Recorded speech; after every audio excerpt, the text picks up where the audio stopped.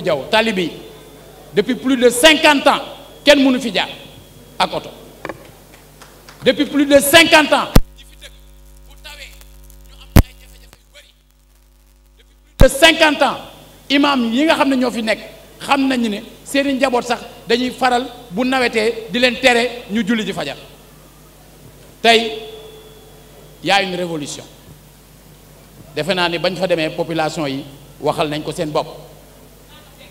ñu dem ci tali Cité Lamy nga xam ne depuis plus de 60 ans am na lu ñu fa daan jooy tey saafarawu na grâce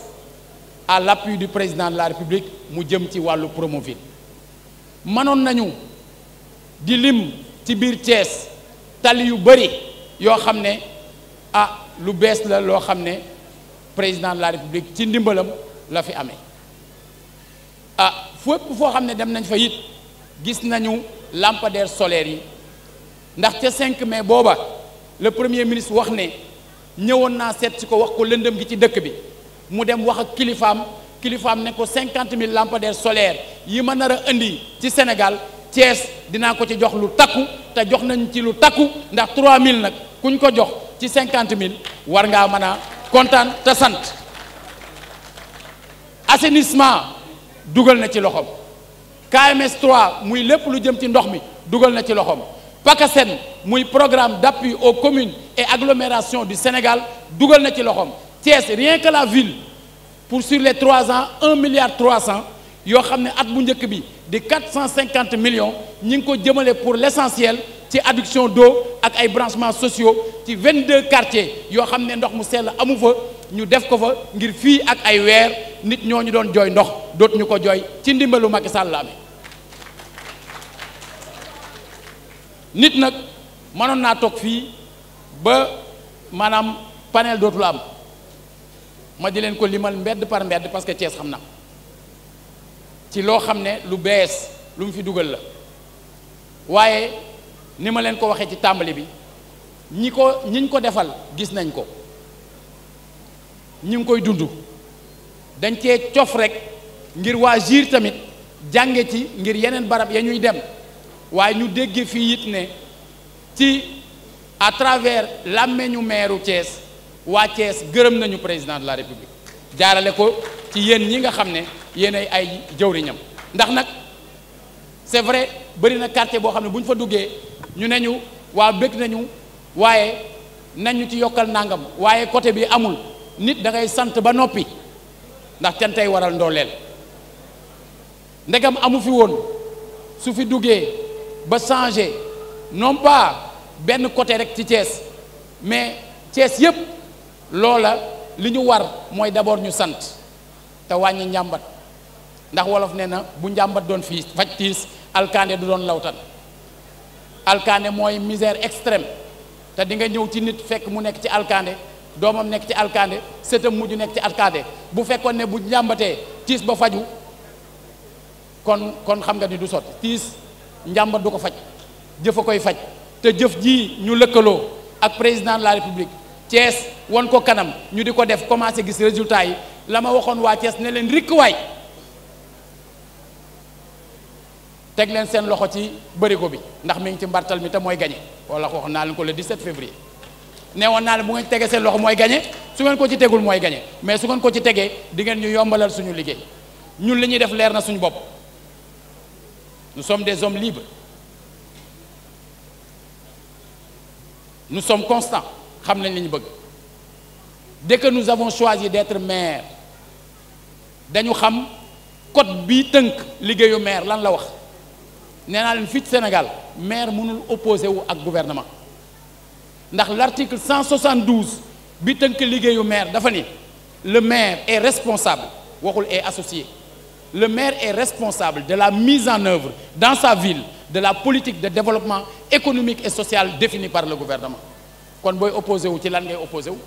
man nga opposé wu à une personne mais mënoo jóg war a doxal une politique économique et sociale opposé wu woo ci loolu di am bénéfice yi di ko kaañoo ba pare wëlbatiku ne da ngay opposé wu ci nit ka jiite loolu mënul ne te loolu yenewul maanaam donc ñun dey ñu ngi leen di wax ne bég nañu ci moom bég nañu ci liggéey bi bëgg nañ ci li ngeen di def la ci amoon ay jafe-jafe sax ci Promoville monsieur le ministre Mansour Faye ngi ni muy tronçon wu R100 ak tronçon Mbour 3 les ordres de service ont été signés et les travaux vont reprendre incessamment kon muy une excellente nouvelle yàlla sàmm leen defal leen tawféex panel bi jaar ci yoon ñi fi ñëw ñëpp kenn ku ci nekk bu liggéey bi jeexee nga mën a ñibbiwaat ak jàmm. Merci. Messieurs les ministres, messieurs les directeurs généraux, chers distingués invités en vos titres et grades, je suis très heureux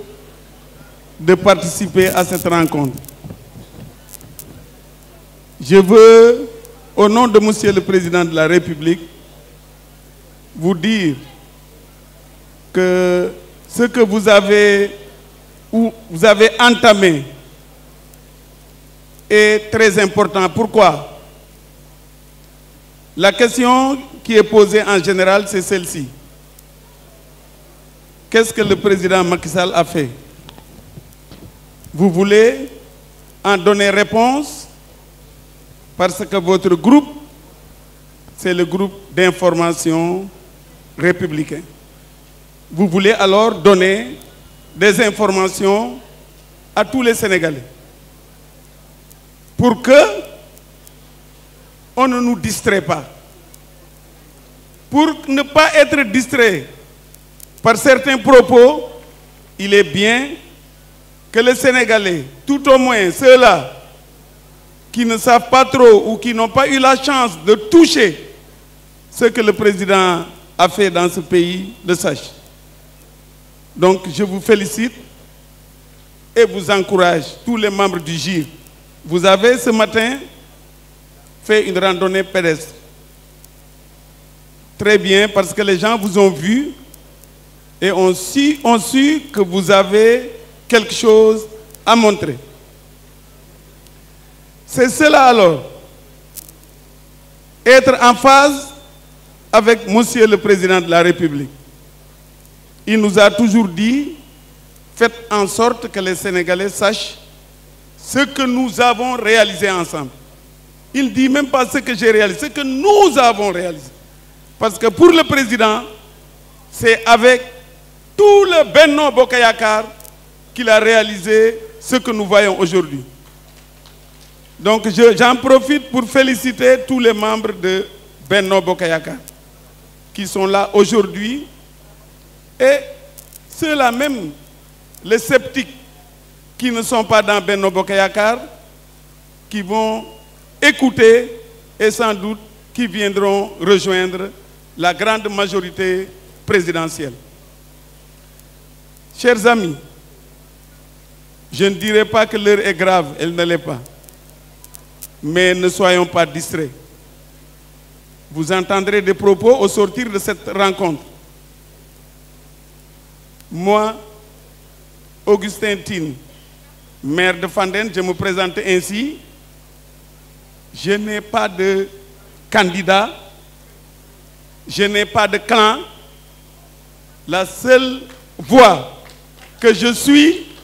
c'est celle qui mène à Monsieur le Président de la République.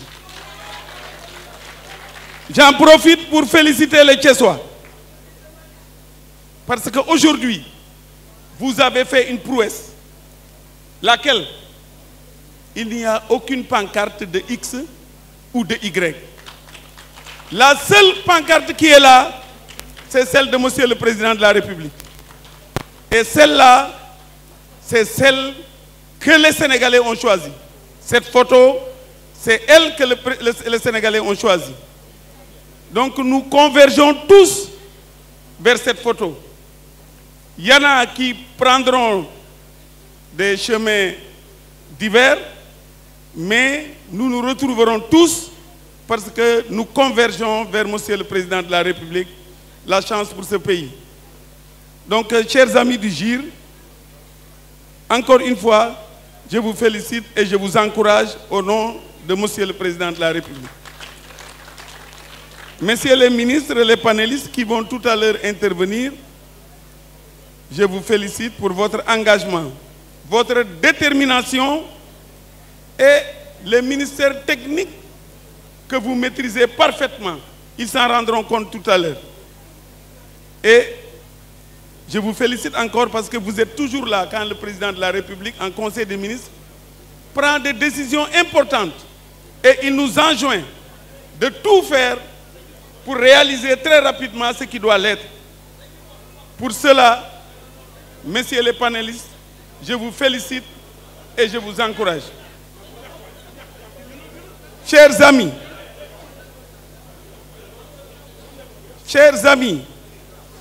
aujourd'hui c'est une journée importante pour Thiès et elle va nous permettre de nous déployer dans d'autres régions, dans d'autres départements pour vulgariser les réalisations de Monsieur le Président de la République. C'est pour vous dire